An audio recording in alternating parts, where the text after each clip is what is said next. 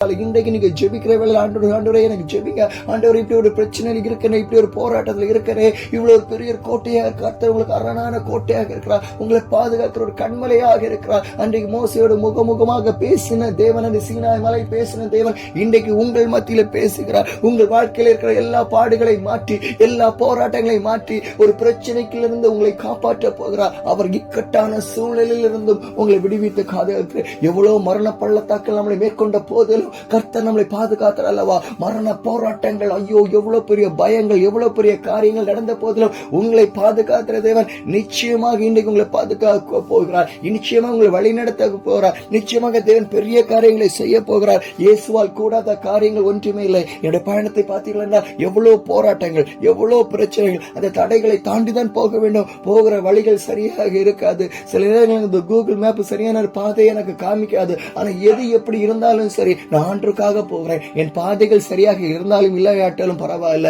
எப்படி இருந்தாலும் நான் தேவனுக்காக நான் எதையாவது செய்ய வேண்டும். இன்னைக்கு நான் செய்ய வேண்டிய ஊழியத்தை நான் செய்ய வேண்டும். இன்னைக்கு நான் ஊழியம் தடைபடவே கூடாது. அந்த பாரம் என்ன அதிகமாக அழுத்தம், அந்த காரியங்கள் அதிகமாக அழுத்தம், கர்த்தருக்காக இன்னும் வைராக்கியமாக செய்ய வேண்டும் என்ற பாரம் வாஞ்சி அதிகமாக எனக்கு கொண்டு வருகிறது.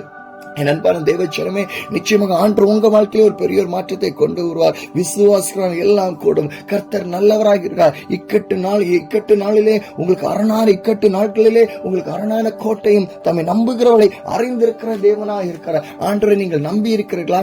ஆண்டவரை நீங்கள் சார்ந்திருக்கலாம். நிச்சயமாக ஆண்டவர் நிச்சயமாக உங்க வாழ்க்கையை செய்வார். லூக்கா 18:27 சொல்கிறது, மனுஷனால் கூடாதவைகள் தேவனால் கூடும் என்று வேதம் தெளிவாக சொல்லுகிறது. சில நேரங்கள் மாமிசமாக நினைக்கிறோம், இது என்னால கூடும், இது என்னால செய்ய முடியும் நினைக்கிறோம். ஆனா தோல்விகளை நம்ம வாழ்க்கையில சந்திப்போமே தவிர வெற்றியை கொண்டு வரவே முடியாது. சில நேரம் நான் டிராவல் பண்ணும்போது இந்த கூகுள் மேப்பை நம்பி சில நேரங்களில் நான் தவறான வழியில போயிருவேன். ஐயோ அதுக்கப்புறம் தான் யூஸ் பண்றேன், தவறான வழியில வந்துட்டேன்னு சொல்லி எனக்கு என்னுடைய சிந்தனையை நான் யோசனை செய்யறது. அந்த மொபைலை நம்பி, இந்த கூகுள் மேப் நம்பி தவறான பாதைகளால் போன்று சொல்லிடுவேன். ஆனா திரும்பவும் ஆண்டவர் எனக்கு சரியான பாதையை காமிப்பாரு. எனக்கு என்ன எங்கேயும் கொண்டு சேர்க்கல மாட்டாரு. எனக்கு இன்னைக்கு ஞாபகம் இருக்கிறது, 2026 வருஷம் நான் ஹிமாச்சல் பிரதேசல என்னுடைய ஜெப ஊழியத்தை நான் செய்து கொண்டிருந்தேன். இரவு பொழுது நான் மறுநாளைக்கு ஒரு ஞாயிற்றுக்கிழமை ஞாயிற்றுக்கிழமை நான் காலம்பு ஆராதனையில் கலந்து கொள்ள வேண்டும், நான் பிரசங்கம் பண்ணணும். நான் இரவு பொழுது முழுதும் நான் டிராவல் பண்ணாதான் அந்த இடத்துக்கு நான் போய் சேர முடியும். அப்ப எங்க இருக்கு பாத்தீங்கன்னா ஜார்க்கண்ட்ல, சனிக்கிழமை ஜார்க்கண்ட்ல இருக்கிறேன், ஞாயிற்றுக்கிழமை நான் ஹிமாச்சல் வந்து சேரணும். அவ்வளவு நேரங்கள் நான் தொடர்ச்சியா நான் பண்ண கிட்டத்தட்ட ஒரு 12-24 ஹவர்ஸ் நான் கண்டினியூஸா டிராவல் பண்ண மட்டும் தான் வந்து சேர முடியும். அதுல மழை இருக்குது, பெரிய பிரச்சனை இருக்குது, போராட்டம் இருக்குது, மலைகளை தாண்டி வரணும், இதுக்கிற மழை அடிச்சுட்டு இருக்குது, மலை சரிவு, மண் சரிவு ஏற்படுது.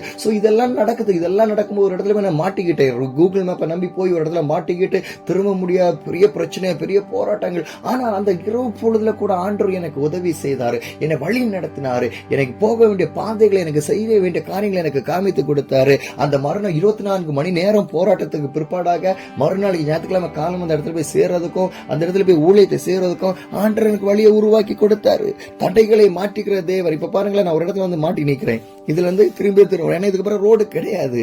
இந்த கூகுள் நம்பி மேப்பை நம்பி வந்து சில நேரங்கள் இப்படி நம்ம மாட்டிக்கிற சூழ்நிலை ஏற்படும் நம்ம ஊழியங்கள் எல்லாம். ஆனா அதெல்லாம் தாண்டி வரணும், சோறாத ஓடணும். கர்த்தரால் கூட, மனுஷனால் கூடாதவைகள் தேவனால் கூடும் என்று சொல்லப்படுகிறது. பாருங்க, இவ்வளவு தூரம் நான் வந்தேன், தவறான வழியில வந்துட்டேன், திரும்ப போறேன், அடுத்து நான் முயற்சி பண்றேன், அடுத்து எந்த ரூட் வழி நான் போகணும், எப்படி போகணும். ஏன்னா எனக்கு ஊழியம் தான், அது என்னுடைய சுகமான ஒரு காரியமா அல்ல, என்னுடைய சுகசான ஒரு வாழ்க்கைக்காக அல்ல, என்னுடைய குடும்பத்துக்காக, என்னுடைய தனிப்பட்ட வாழ்க்கைக்கு அல்ல, ஆண்டுக்காக ஓடுகிற ஒரு வாழ்க்கை தான். அப்ப இந்த வாழ்க்கையில நான் இன்னும் அதிகமாக ஓட வேண்டுமே, இன்னும் அதிகமாக நான் பயணிக்க வேண்டுமே, ஒவ்வொரு நாளும் சோர்ந்திருக்க கூடாது. என் தேவனுக்காக பெரிய காரியங்களை செய்வதற்காக தான் தேவன் எனக்கு இந்த வாழ்க்கையை, அற்பமான ஒரு வாழ்க்கையை கொடுத்திருக்கிறார். நான் பரிசுத்தவான் என்று சொல்றதுக்கான ஒரு பாக்கியவான் அல்ல, நானும் ஒரு பாவிதான். பாவியை நேசிக்கிற ஒரு தேவன் இருக்கிறார் என்றால் அது இயேசு கிறிஸ்துவாதான். பாவிகளை நேசிக்கிற தேவன், பாவியுடைய வாழ்க்கையை மாற்றுகிற தேவன், நிச்சயமாக என்னுடைய வாழ்க்கையை மாற்றுகிற தேவன் உங்கள் வாழ்க்கையை மாற்ற மாட்டாரா? நீங்கள் சந்திக்கிற போராட்டங்கள், பிரச்சனைகள் எப்படிப்பட்ட காரியங்களாக இருந்தாலும் சரி, அதுல இருந்து ஒரு பெரிய விடுதலை ஆண்டு கொண்டு வர மாட்டாரா? நிச்சயமாக கொண்டு வராரு. ஒரு வழி தடைப்பட்டுச்சுன்னா ஆண்டு இன்னொரு வழியை நமக்கு திறந்து கொடுப்பாரு. அது போக வேண்டிய வழியை உங்க காமித்து கொடுப்பாரு. சில நேரங்கள் அந்த வழிகள் கடினமாக தான் இருக்கும், போராட்டங்கள் தான் இருக்கும், சரியான ஒரு ஹைவே இருக்காது, மண் ரோடு தான் இருக்கும். அந்த மண் ரோட கூட நமக்கு பாதுகாப்பாக இருக்கும். நம்ம வழி நடத்துற தேவன் அப்படிதான் நடத்துவாரு. இஸ்ரேல் ஜனங்கள் எப்படி வழி நடத்துறாங்க யோசித்து பாருங்களேன். பாலைவனங்கள்ல, பாடுகள்ல இப்படி எல்லாம் வழி நடத்தினாரு. ஆனா சேர்க்க வேண்டிய கானால கொண்டு சேர்த்தார் அல்லவா? விசுவாசத்தோடு மனுஷனால் கூடாது, தேவனால் கூடும்.